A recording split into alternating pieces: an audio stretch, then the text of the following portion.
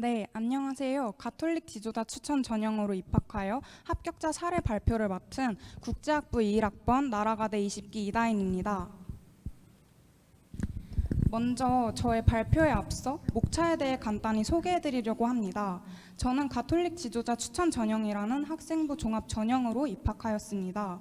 고교 3년 동안 저는 학생부 종합 전형을 준비하여 하면서 제가 느낀 점은 영화 한 편 찍는 과정이 학생부 종합 전형을 준비하는 과정과 유사하다고 생각하였습니다. 그래서 목차에도 이러한 타이틀들을 붙여보았는데요. 각각 타이틀을 이렇게 붙인 이유에 대해서는 챕터를 넘어가며 이동할 때마다 소개해드리도록 하겠습니다. 먼저 주제 선정에 대해 이야기해드리려고 합니다. 영화를 찍고자 한다면 가장 먼저 어떤 장르의 영화를 찍고 싶은지 선정해야 합니다. 이처럼 여러분의 생활기록부의 주제를 선정하는 것이 그 시작이라고 말씀드리고 싶어요. 그렇다면 이 주제는 어떻게 선정하면 좋을까요? 라는 질문에 대해 저는 여러분들의 진로 희망이 그 주제가 될 수 있다라고 말씀드리고 싶습니다. 하지만 저의 과거를 조금 떠올려보면 고등학교 1학년 때 저는 여기에 보이시는 것처럼 기자, 외교관, 그리고 국제기구 종사자 등 하고 싶은 활동이 정말 다양했던 학생이었어요. 그래서 저는 주제를 선정하는 과정에서 어려움을 느꼈는데요.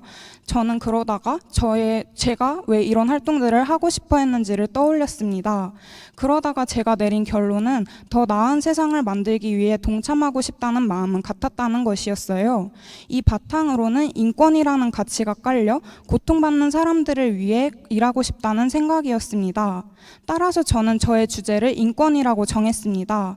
여러분들도 진로 희망에서부터 시작하는 것이 어려우시다면 저처럼 좋아하는 것이나 관심사들의 공통점에부터 시작을 해보시는 걸 추천드립니다. 두 번째로는 촬영에 대해 설명해 드리도록 하겠습니다.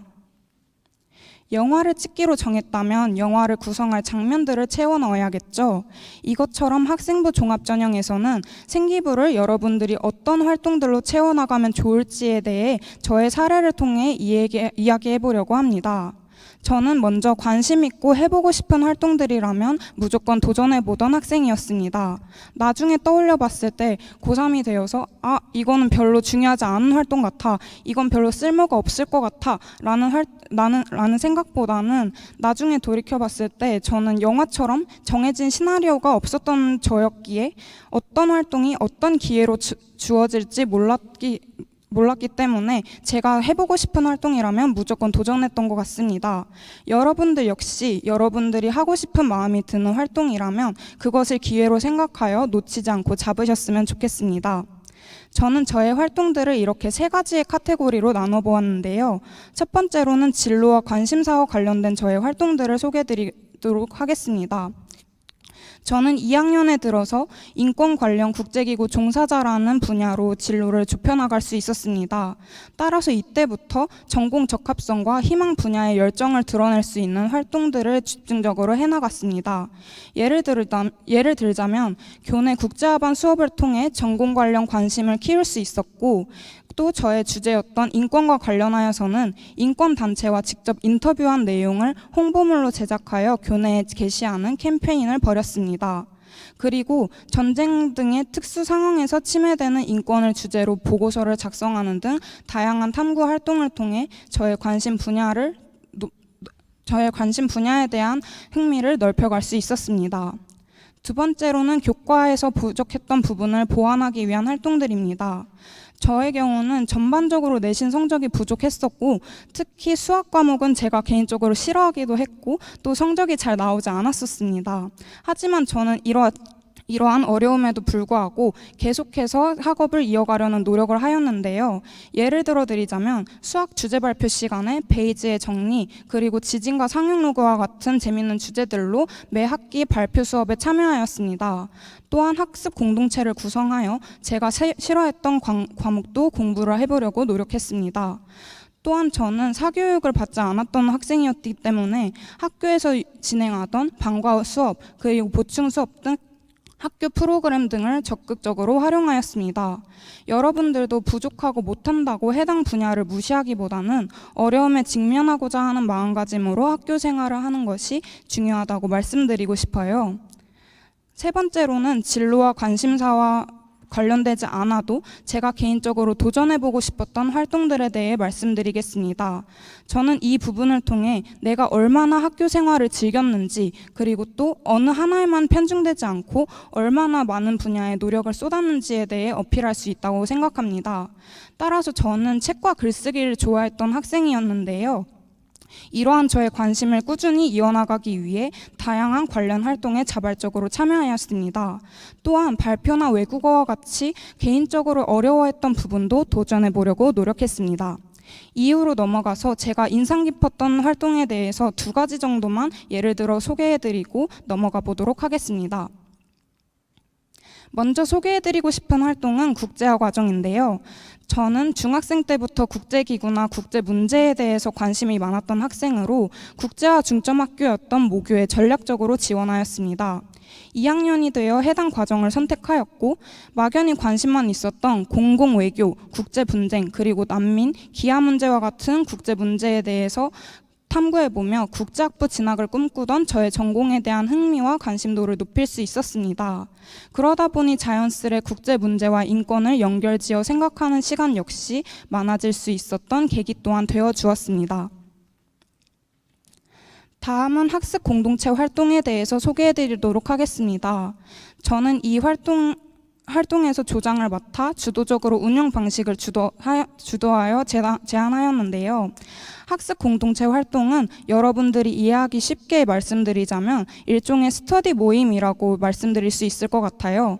저희의 운영 방식에 대해서 설명을 해드리자면 저희는 국어, 영어, 수학 3가지의 과목을 공부하던 모임이었습니다. 따라서 주 3회 모임을 통해 로테이션으로 각각 한 과목씩을 공부했습니다. 교재로는 학교에서 사용하던 교과서와 부교재를 위주로 사용하였고, 또 전반적인 운영 방식에 대해서는 사전에 과제를 지정한 이후 모임에서 각자 어려웠던 부분에 대해 질문을 하고 답변을 하는 방식으로 함께 학습하였습니다. 저는 이 활동이 혼자 공부할 때보다 확실한 동기부여가 되어 주었는데 제가 누군가에게 도움을 줄 수 있고 도움을 받을 수 있다는 생각이 더 도움이 되었던 것 같습니다. 열심히 공부하여 받은 수학 학력 진보상도 학습 공동체의 영향력이 컸다고 생각합니다. 다음으로는 편집 및 상영에 대해서 말씀해 드리도록 하겠습니다. 장면들을 다 촬영을 하였다면 시나리오에 맞게 영상들을 구성하고 또 그에 맞게 편집을 해야겠죠. 고3 때 자소서와 면접을 준비하기 위해 생기부의 흐름을 유기적으로 파악하는 과정에 해당하는데요. 그러기 위해서는 활동 간 연결점을 찾는 과정이 필요합니다. 막연히 연결점을 찾는 것이 어렵게 느껴지신다면 활동들을 분류해보는 것에서 시작해보시길 추천드립니다. 제가 실제로 사용했던 방법들에 대해 이야기해보자면 저는 먼저 학년별로 제가 어떤 활동을 했는지를 정리를 한 뒤 그 활동들을 주제나 성격 등 같은 공통점으로 묶을 수 있는 활동들로 구분을 해보았습니다. 그렇게 정리를 하다 보면 같은 공통점들로 묶인 활동들에서 연결점을 찾을 중요한 힌트들을 얻을 수 있었습니다. 저의 적용한 사례를 더 소개해드리자면 저는 주제별로 활동들을 먼저 묶었습니다. 저의 진로 선택 계기에는 국제사회에 노동인권 문제가 깔려 있었는데요. 여기서 노동인권이라는 키워드에 집중하여 같은 활동을 한 것이 없었는지 생기부를 열심히 읽어보았습니다. 그러다가 저는 국제경제 시간에 제가 자본주의가 국제사회 노동인권에 미친 영향이라는 보고서로 작성한 것이 생각이 났습니다. 이를 통해 저는 막연히 그 당시에는 제가 관심 있고 좋아해서 했던 활동이었지만 나중에 돌이켜서 생각해보니 진로 선택 계기에서 더 확장되어서 나아가 탐구해본 활동으로 연결지어 생각해볼 수 있었습니다. 이후에 활동했던 진로 공동체에서도 저는 인권과 관련된 다양한 탐구 활동들을 진행했는데요. 이를 통해 여기서는 보고서 작성했던 경험에서 더 확장되어 나간 것으로 연결지어 생각해볼 수도 있었습니다. 다음으로는 상영에 대해서 설명해 드리도록 하겠습니다. 저는 학생부 종합 전형에서 면접이 이 최종적으로 만들어진 영화라고 생각합니다. 이 영화가 그러면 관객들에게 보여져야 하겠죠. 저는 상영이 학생부 종합 전형에서는 면접을 볼 기회를 얻는 것에 해당한다고 생각합니다. 그러기 위해서는 1차 서류평가 통과가 필수적인데요. 이를 위해서는 여러분들이 본인의 강점과 약점을 고려하여 자기에게 유리한 전형을 선택하여야 합니다. 제가 가톨릭 지도자 추천 전형을 선택한 이유도 면접을 볼 기회를 얻기 위함이었는데요. 저는 전반적으로 성적이 낮았기 때문에 경쟁률에 조금 더 집중해서 전형들을 찾아보았던 것 같습니다. 저는 설령 같은 경쟁률이라도 더 적은 수의 경쟁자와 경쟁을 하는 것이 저보다 월등히 뛰어난 지원자분들과 마주칠 확률을 더 낮춰준다고 생각했습니다. 이렇듯 잠재능력 우수자 전형에 비해서 제가 생각하는 경쟁률에 대한 부담이 조금 더 적었고, 또 천주교 재단에서 운영 중인 학교에 재학하던 저는 저에게 지원 자격이 있다는 것을 확인하고 가톨릭 지도자 추천 전형으로 지원하여 입학할 수 있게 되었습니다. 또한 가톨릭 지도자 추천 전형은 잠재능력 우수자 전형에 비해 서류평가에서 학업 역량과 인성 부분을 더 높이 평가하고 있습니다. 관심이 있는 학생분들이라면 이 부분을 참고하여서 준비를 해주시면 좋겠습니다. 따라서 여러분들이 면접에 자신 있는 학생이라면 면접에 도달하기 위해 본인에게 유리한 전형을 선택하시길 바란다고 추천해드리고 싶습니다. 마지막으로는 홍보에 대해서 말씀드리겠습니다. 홍보란 내 학교 생활을 더 궁금하게 만들도록, 그러니까 면접에서 면접관님들이 더 나에 대한 질문을 많이 하기 위한 과정으로 말씀드릴 수 있는데요. 저는 면접 준비와 실전 두 파트로 나누어서 설명해 드리도록 하겠습니다. 먼저 모의 면접에 대해서 말씀드리고 싶은데요. 저는 모의 면접이 여러 번의 시뮬레이션을 통해 큰 도움을 주었다고 생각합니다. 저는 가족, 친구들, 선생님, 그리고 가톨릭 대학교에서 진행했던 모의 면접 체험에도 참가하면서 교수님의 피드백을 받을 수가 있었는데요. 이렇게 다양한 상대방과 면접을 진행하다 보니 다양한 상대방마다의 뚜렷한 장단점도 존재했습니다. 가족이나 친구들과 함께 준비를 하다 보면 편한 분위기에서 준비를 할 수 있지만 노는 시간으로 전락할 수 있다는 장점이 존재하였고, 선생님이나 교수님과 함께 진행을 한다면 부담감을 느낄 수는 있지만 객관적이고 정확한 피드백을 줄 수 있다는 것이 장점이었습니다.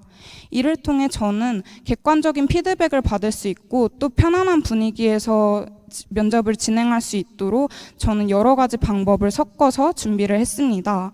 이처럼 한 가지의 방법만이 정답만은 아니니 여러분들 역시 면접에 어려움을 느끼신다면 다양한 방법을 시도해 보시길 바랍니다. 다음으로는 활동별로 느낀 점을 상기하고 정리하는 과정에 대해서 설명해 드리도록 하겠습니다. 생기부를 보면 활동에 대해 과정, 느낀 점 등등 모든 것이 생각날 정도로 숙지를 하는 것이 중요한데요. 이 과정에서 저는 일기가 도움이 된다고 말씀을 드리고 싶습니다. 여기 사진을 보시면 제가 실제로 고교 재학 시절 중에 작성했던 학습 노트와 감사 노트인데요. 제가 여기서는 여러분들이 지루해 하실까봐 재밌어 보이는 내용으로 가져오기는 했는데 이렇게 실제로 솔직하게 적어놓은 내용이 저의 면접 준비에 큰 도움을 주었습니다. 마지막으로는 실전 파트에 대해 설명해 드리도록 하겠습니다. 실전 파트란 시험장에 갔을 때 내가 어떻게 대처해야 하는지에 대해서 말씀을 드리겠는데요. 먼저 여러분들이 시험장에 도착을 하면은 긴장을 하다 보니 제가 준비했던 말을 꺼내지도 못하고 기대 이하의 결과를 낳는 경우도 있을 수 있습니다. 그렇게 긴장을 푸는 과정이 가장 중요한데요. 저 같은 경우에는 시험장에 도착해서 익숙했던 요소들을 찾고 그 요소들에 관련된 재미있는 일화들을 생각하며 긴장을 풀어나갔습니다. 다음으로는 자신감 있는 태도를 유지하는 것을 말씀드리고 싶습니다. 원래 사람이 조금 몸짓을 크게 하다 보면 자신감이 생기고 더 대범한 태도로 활동하게 된다는 것처럼 여러분들 역시 밝고 씩씩하게 인사를 하는 것으로 스타트를 끊는다면 면접 내내 그 태도가 유지된다고 말씀드리고 싶습니다. 마지막으로는 양질의 꼬리질문 유도하기인데요. 여러분들이 만약에 면접관님들에게 어떠어떠한 활동을 하셨네요 라는 질문을 받았다면 네, 그렇습니다 라고만 끝내는 것보다는 서류에서 온전하게 파악할 수 없는 과정이나 어려웠던 점, 그리고 느낀 점, 내가 어떻게 했는지에 해당하는 활동들에 대해 말을 해주는 것이 중요한 포인트라고 소개해드리도록 하겠습니다. 이상으로 발표를 마치겠습니다. 긴 이야기를 들어주셔서 감사합니다. 여러분 모두가 하고 싶은 것을 하면서 원하는 결과를 이뤄나가시길 바라겠습니다. 감사합니다.